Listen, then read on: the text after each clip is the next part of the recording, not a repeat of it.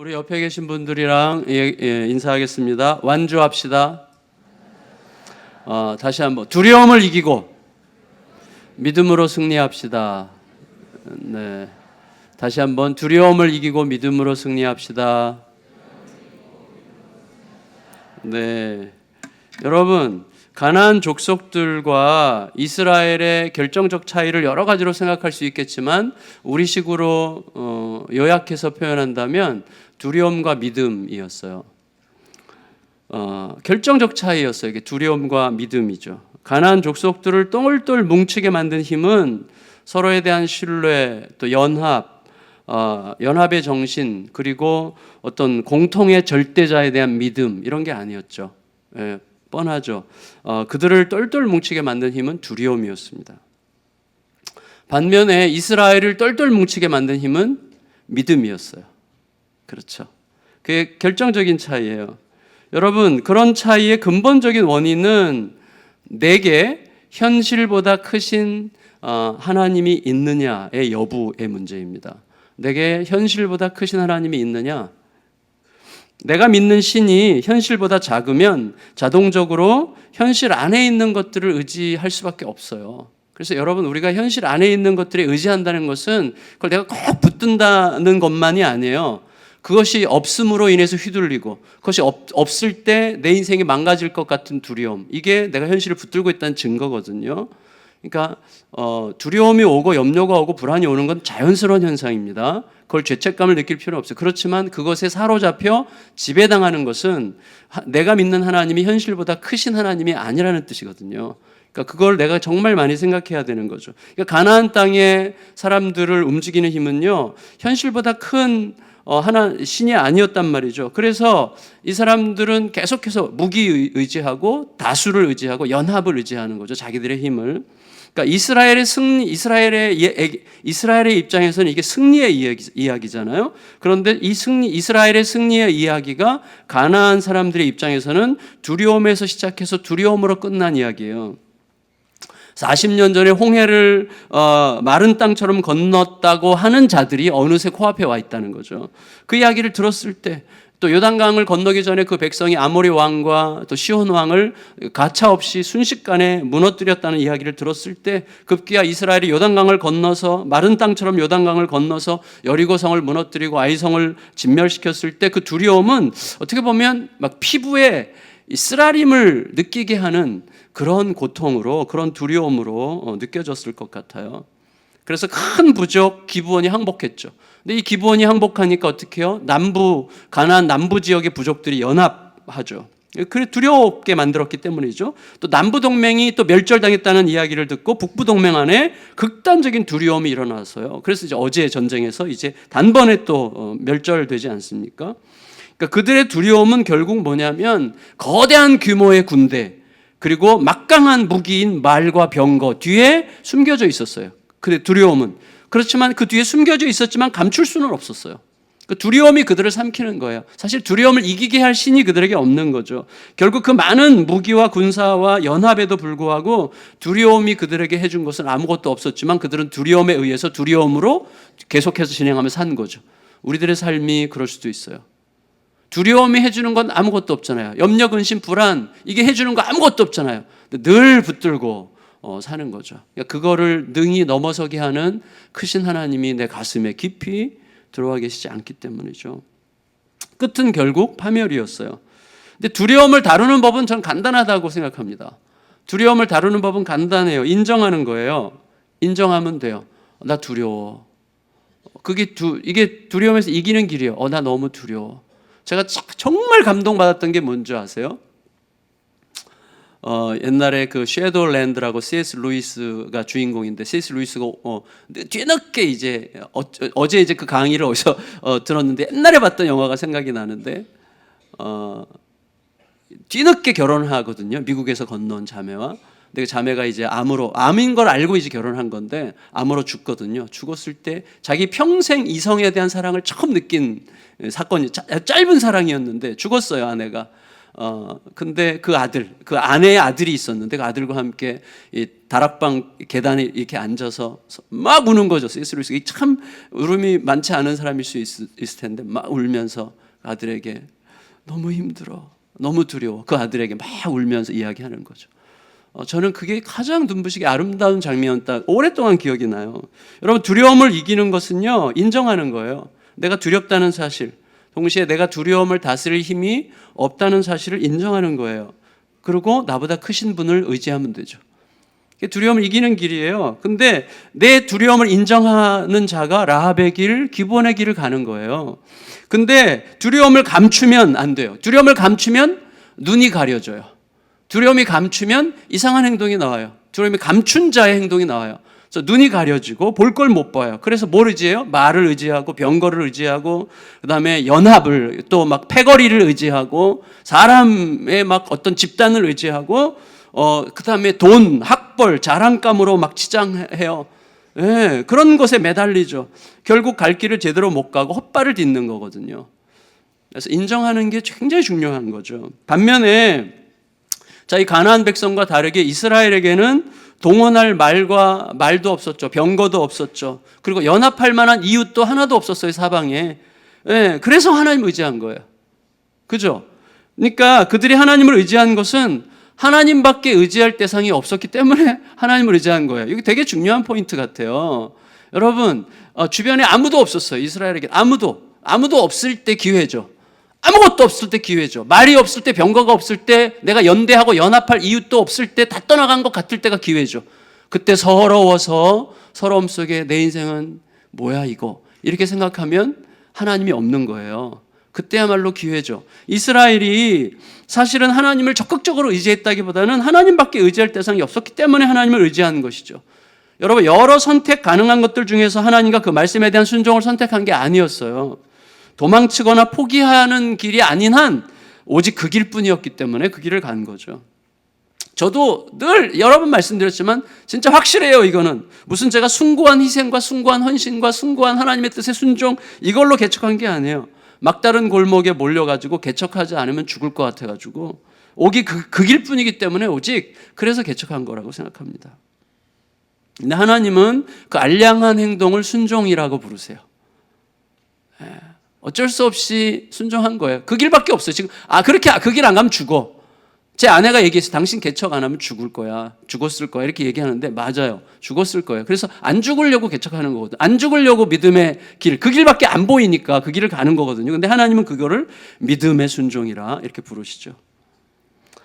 사람들이 얘기해. 나한테는 이미 의지할 게 이렇게 많은데 내가 뭐 공부도 많이 했고 돈도 많고 뭐 이렇게 많은데 그럼 나는 어떻게 하죠? 라고 묻는다면 간단해요. 그런 게 의지할 게 못 된다는 것을 알면 되죠. 그런 것은 궁극적인 의지의 대상이 절대 아니죠. 예. 이스라엘은 바로 그런 믿음으로 걸은 거예요. 그런 믿음으로. 여러분 한라산, 저도 최근에 한라산 올라간 적이 2번 올라갔는데 한라산 여러분 올라갈 때 어때요? 죄송해요. 못 올라가신 분이 훨씬 많을 텐데 올라갈 때 코스가 3개가 있는데 저는 2코스는 올라가 봤는데 성판악이라는 코스는 시작부터 끝까지 완전히 계단이잖아요. 계단. 뭐 대부분의 코스가 계단이지만 여기도 4-5시간을 그냥 완전히 끝이 없게 느껴지는 지긋지긋한 계단을 4-5시간을 계속 올라가는데 나중에는 다리가 후달거리면서 이게 너무너무 힘들거든요. 근데 거기 올라가는 방법은 하나밖에 없어요. 한 걸음을 가면 돼요. 진짜예요. 올라가면서 진짜 이를 악물면서 그것만 생각해요. 한 걸음만 가죠. 계단 하나만 내딛고 또 하나만 내딛고 그러면 어느새 정상에 가 있는 거거든요. 이스라엘이 그렇게 가는 거예요. 믿음의 길도 그렇게 가는 거예요. 그냥 스텝 바이 스텝으로 한 걸음씩. 제가 좋아하는 찬송 One Step Enough. 한 걸음이면 충분합니다. 한 걸음씩 늘 인도하소서. 이게 정말 멋진 찬송이죠. 한 걸음이에요. 여러분, 우리들은요 가장 위험한 순간이 승리한 직후라는 것을 잘 알고 있습니다. 가장 위험한 시간이죠. 승리한 직후에 정말 놀랍게 안일해져요.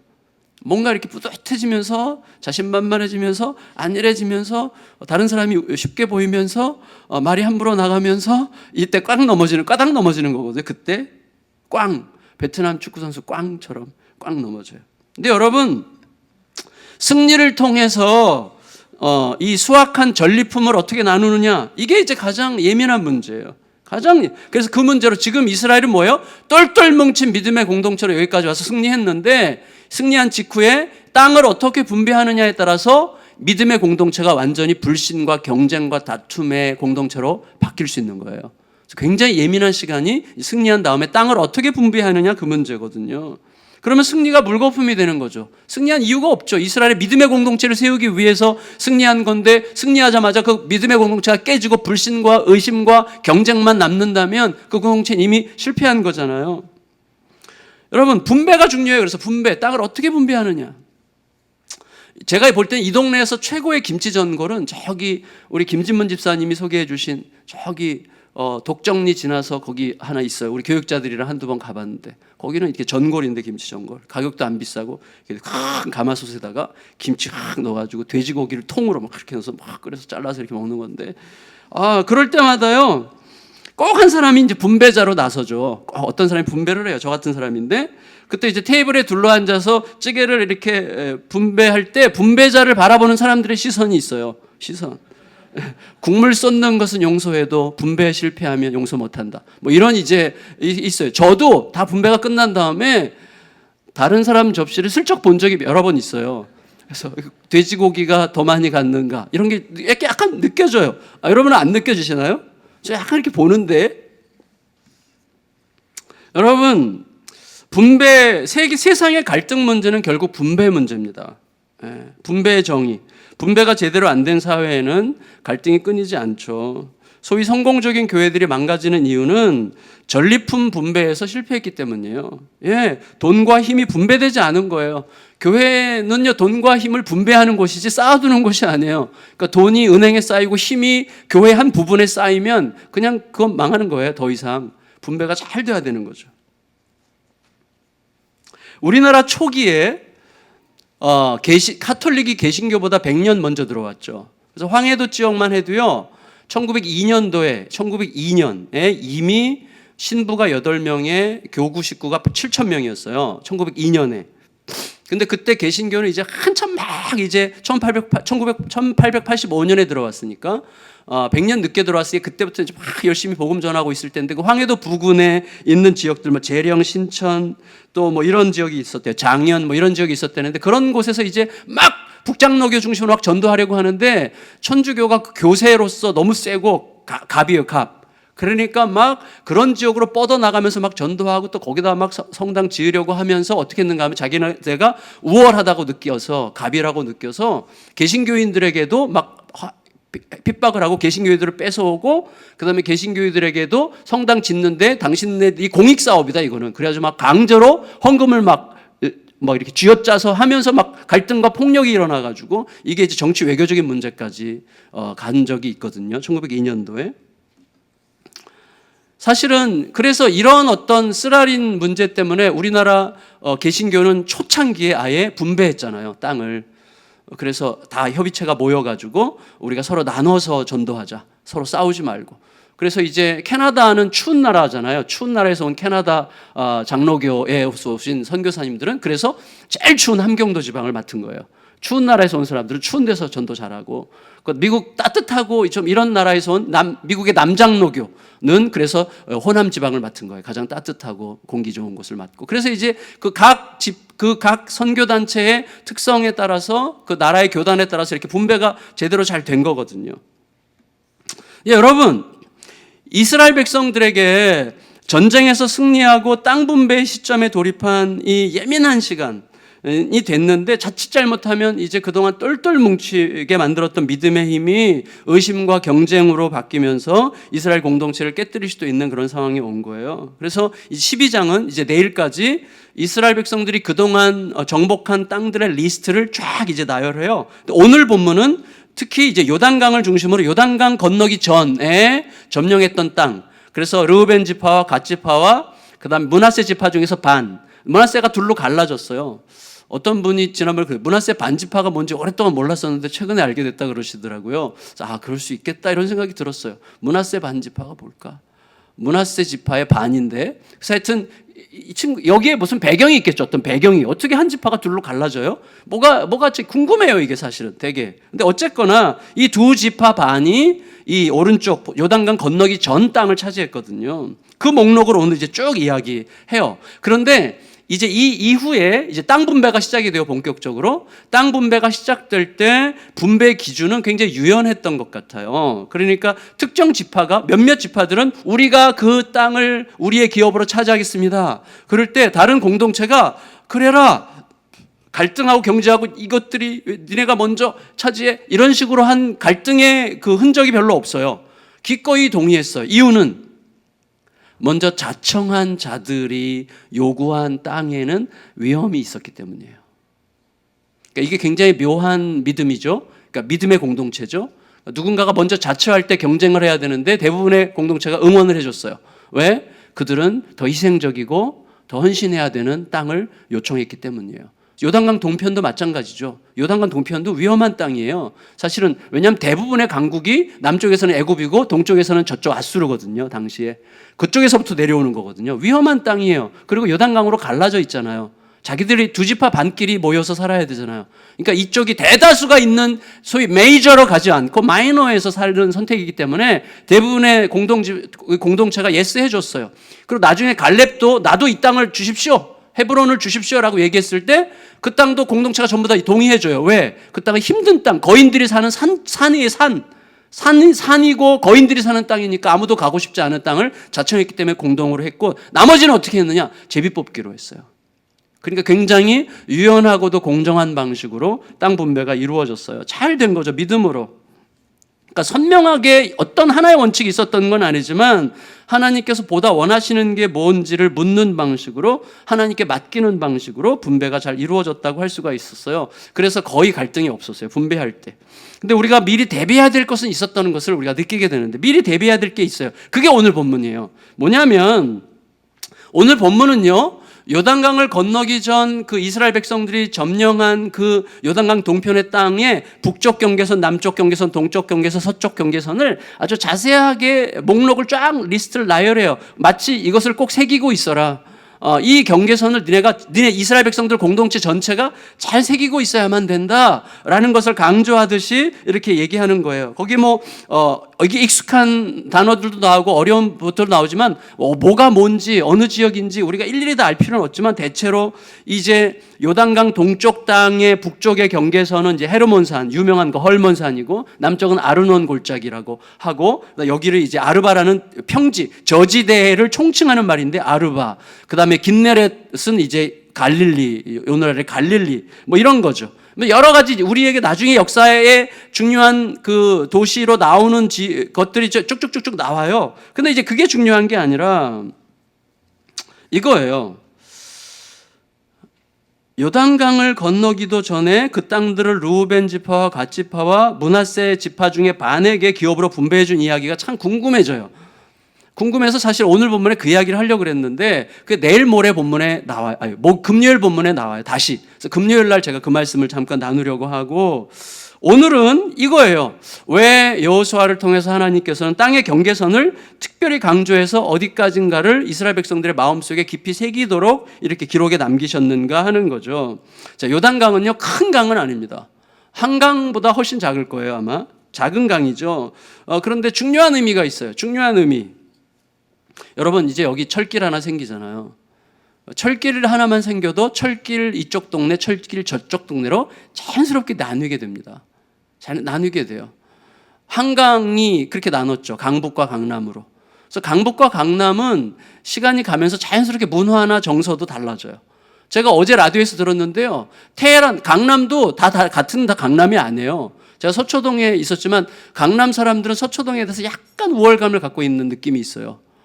근데 서초동은 또 다른 걸로 이제 막 교육 뭐 이런 거로 이제 좀 앞세우려고 하는 뭐 이런 게 있는 것 같아요. 근데 지금 어제 제가 라디오에서 들어가서 테헤란로예요.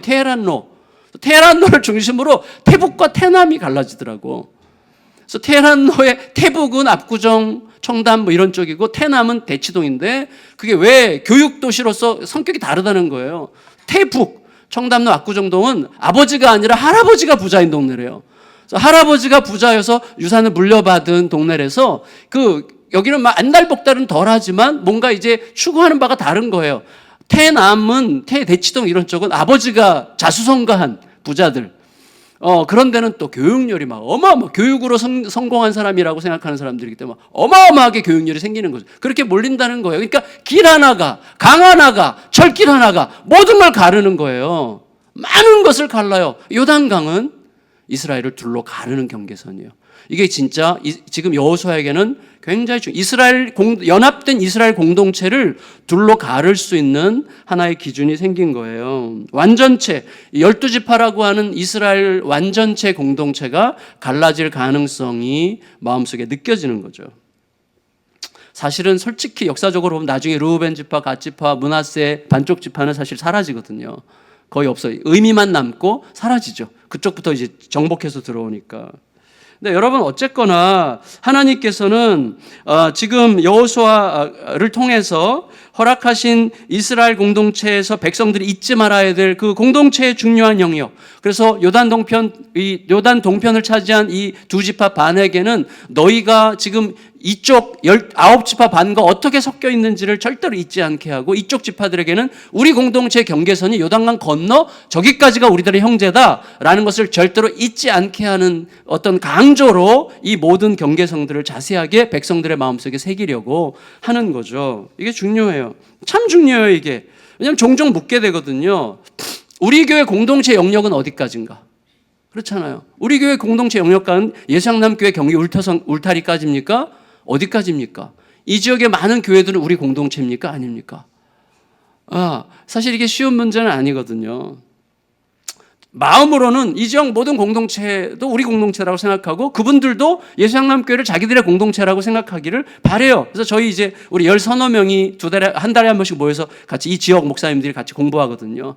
이번 주 금요일도 이제 모이는 날인데 이제 그런 거를 확인하는 거예요. 그런 거를 서로 우리가 같은 공동체다. 서로를 잘 존경하고 사용하자. 뭐 이런 이야기를 하게 되는데, 얼마 전에 우리 교육자 회의하면서 솔직하게 고백할게요. 그러니까 이런 거죠. 이런 컴플레인이 있었어요. 무슨 좋은 일 있을 때는 파트는 빼놓고 전임 교육자들끼리만 이렇게 움직일 때가 있는데, 특세 같은 거 할 때는 교육자니까 전임이건 파트건 무조건 다 나와야 된다. 이런 말을 하면 당연히 오려고 했지만 약간 서운해지는 그 마음 이해하세요? 하려고 다 했어. 근데 해. 그러면 하기 싫은 뭐 이런 마음. 있어요, 없어요? 아닌 척하지 마시고. 어떤 그 파트 사역자는 그랬어요. 자신은 평생 예수양남 가족이라는 생각으로 늘 행복했는데 어떤 순간 어떤 부분에서 좀 제외되는 것 같은 느낌이 들면 나는 비정규직이구나. 이런 생각에 갑자기 슬퍼진다고 했는데 정말 공감이 됐어요. 진짜로 공감이 됐어요. 예, 참 고마웠어요. 왜냐하면 이런 이야기들을 마음에 담지 않고 이렇게 해줄 때 얼마나 고맙습니까? 저는 이런 이야기를 할 수 있는 게 너무 고마워요. 근데 참 애매해요. 우리가 참 애매한데, 교육자도. 여러분 생각해 보세요. 교육자는 교회라는 예수 그리스도의 몸의 일원이잖아요. 맞죠? 교회라는 몸의 일원이지만 또 여기가 교회라는 비영리 단체의 직장이에요. 직장은 또 이게 직장대로 뭔가 구분이 있잖아요. 근데 교회 공동체의 한 몸이야. 그러니까 이런 구분이라는 게 참 애매하게 만들어요, 우리들을. 가족 공동체인 교회와 직장으로서의 교회가 구별되지 않는 이 어려움이 있어요. 굉장히 애매하고 어려워요. 교육자들을 불쌍히 여겨주세요. 예, 그래서 여러분, 교육자들을 진짜 여러분 교육자들을 존중하는 마음으로 대하지 않으면 완전히 여러분 손해예요. 완전히. 예, 그러면 결국은 그분들의 섬김에 의해서 여러분들의 자녀가, 여러분들 자신이 영적인 공급을 계속 받고, 물론 여러분 하나님과의 직접적인 관계 속에서 받지만 하나님께서 그런 어떤 직업적으로 그런 분류로 세우셨는데 함부로 여러분이 대하면 좀 이렇게 은혜가 안 오거든요. 사실 안 와요. 그런 마음에서 좀 이해해 주시는 게 굉장히 중요한데, 그래서 사실 우리들은, 저희 교육자는요, 이런 걸 좀 극복해 보려고 저희는 뭐 처음에는, 최근에는 아주 약간 미세하게 바뀌었지만 처음부터 지금까지 뭐 파트 전임 이런 거 구분 없이 전부가 다 우리 상여금 아주 쥐꼬리만큼 상여금을 우리 구정 때랑 휴가 때 이렇게 주는데, 다 똑같이 줬거든요. 전부 다 똑같이. 교육자 수련회 갈 때, 또 셀라누몰 할 때 전임이냐 준전임이냐 파트냐 협동이냐 이것저것도 아닌 애매한 팔라시냐 인턴인데 다 같이 해요. 다 같이 하려고 참 노력을 해요. 그렇지만 어정쩡할 때도 있어요. 그렇지만 제가 지금 말씀드리려고 하는 핵심은 지향점은 너무나 분명해요. 지향점은 여러분, 예수님께서 오셔서 상대적으로 소외되어 있는 자들에게 좀 더 가까이 다가가시려고 정말 노골적으로 그렇게 하셨잖아요. 마치 기존 자기가 가졌다고 생각하는 자들이 분개하고 분노감을 느낄 만큼 예수님은 소외된 자들과 더 가까이 하셨단 말이죠. 이유는 그들이 실제로 이스라엘 공동체 안에서 소외되고 있었기 때문이에요. 그리고 그들을 소외시키는 내면의 원리가 사람들 안에서 진리처럼 작동하고 있었어요. 그래서 병자, 가난한 자, 사회적인 부정에 쉽게 물들 수 있는 자들은 이미 다 죄인이야.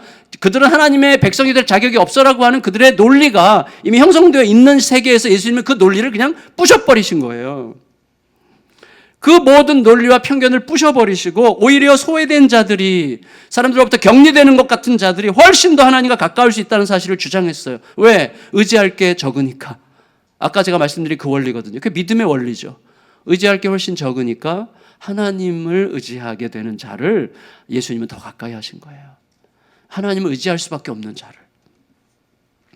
여러분, 그래서 예수님께서는요, 그들이 오히려 하나님과 더 가까울 수 있다는 사실을 계속 주장하셨죠. 계속. 그 결과 어떻게 그 결과 만들어진 게 초대교회잖아요. 그 결과 만들어진 게 초대교회. 예수님의 그 가르침과 그 정신과 그 흐름에 의해서 만들어진 게 초대교회인데, 초대교회 구성 알잖아요. 이번에 지난 주일날 김한유 목사님 통해서 얘기했잖아요, 여러분. 우리가 다 아는 거지만 다시 확인하는 게 너무 중요하잖아요.